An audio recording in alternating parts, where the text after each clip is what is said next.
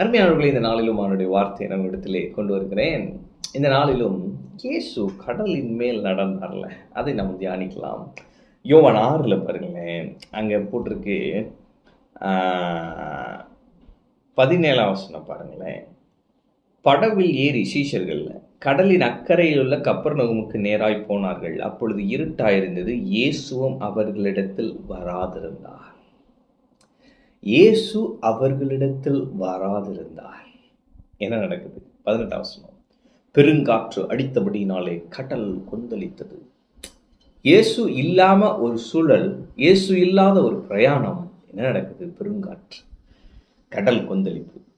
அவர்கள் ஏறக்குறைய 3 நாள் மைல் தூரம் தண்டு வலித்து போன பொழுது இயேசு கடலின் மேல் நடந்து படவுக்கு சமீபமாய் வருகிறதை கண்டு பயந்தார்கள்.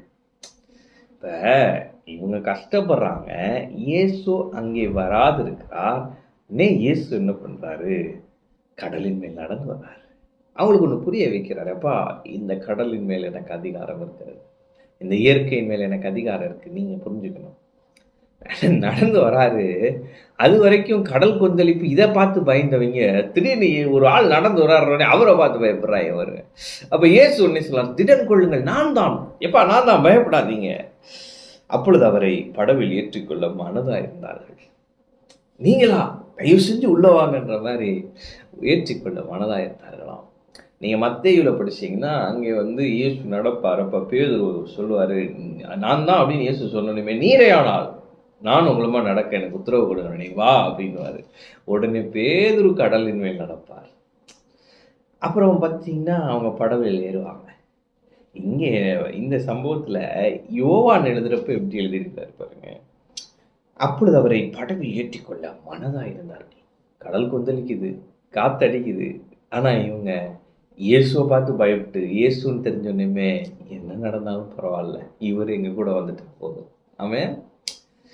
அப்போ படவு கடல் கொந்தளிப்பு இருக்குது, எல்லாமே நடக்குது, பலத்த காற்று அடிச்சுதான் இருக்கு. ஆனால் இயேசு சொன்ன ஒரு வார்த்தை, நான் தான், பயப்படாதுங்க, பயப்படாதீர்கள், நான் தான். இன்னைக்கு ஒருவேளை உங்கள் வாழ்க்கையில் நீங்கள் அனுபவித்து கொண்டு இருக்கிற பிரச்சனை ரொம்ப பெருசாக இருக்கா?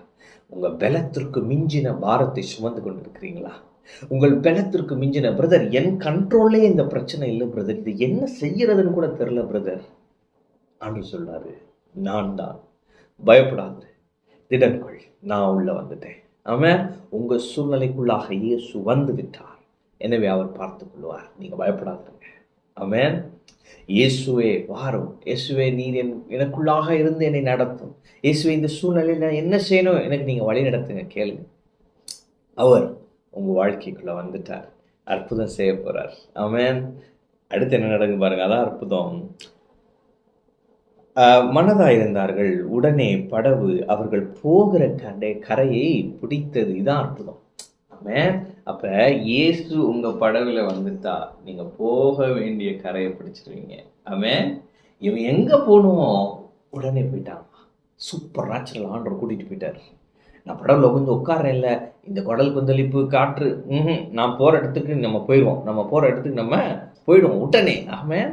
அப்போ நான் சொல்கிறேன், எவ்வளோ பிரச்சனை வந்தாலும், எத்தனை போராட்டங்கள் வந்தாலும், எத்தனை நபர் மூலமாய் பிரச்சனை வந்தாலும் பயப்படாதிருங்கள். இயேசு உங்களுக்காக உங்களுடைய படவில் ஏறிவிட்டார். இயேசு உங்களுக்காக கிரியை செய்ய தொடங்கிவிட்டார். இயேசு உங்களை உடனே ஒரு அற்புதத்தை செய்து உங்களை எங்கே செல்ல வேண்டுமோ அங்கே நகர்த்தி கொண்டு போய் விடுவார். அவர் சொல்லுகிறார், நான் தான், பயப்படாதிரு, உனக்காக கிரியை செய்கிற உன் தேவனாகிய கர்த்தர் நானே, நீ பயப்படாதே, நான் உன்னோடனே இருக்கிறேன், நீ பயப்படாதே, நான் உனக்காக இருக்கிறேன், நீ பயப்படாதே, நான் உனக்காக பெரிய காரியங்களை செய்வேன். இந்த பிரச்சனையிலிருந்து வெகு சீக்கிரத்தில் உடனே அந்த அற்புதம் நடக்க போகிறது. வெகு சீக்கிரத்தில் இதை கடந்து நீ முன்னேறி செல்வாய் என்று சொல்லுகிறார். அவன் கவலைப்படாதீங்க, இயேசு உங்களுக்காக, இயேசு உங்களோட, இயேசு உங்களுக்காக பெரிய காரியங்களை செய்ய உங்கள் படவில் ஏறிவிட்டார். பெரிய அற்புதம் நடக்கும். சூப்பர் நேச்சுரலாக நீங்கள் இதிலிருந்து வெளியே வந்துடுவீங்க. பெரிய சாட்சியாக இது நிற்கும். ஆமாம். கர்த்தர் உங்களோடு இருக்கிறார். கர்த்தர் உங்களை ஆசீர்வதிப்பார்.